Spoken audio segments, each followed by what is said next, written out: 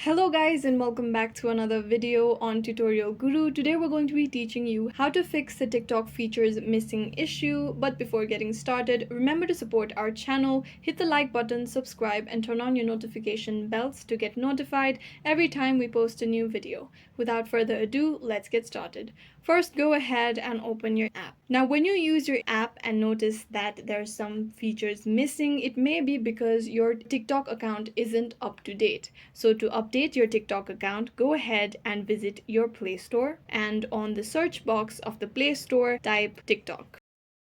As you can see, I have an update available for TikTok, so I can see the update button. To update this application, simply tap on this button. After your TikTok application has finished updating, you'll be able to see a similar interface to this. Now tap on the open button and check if the features have been made available to you.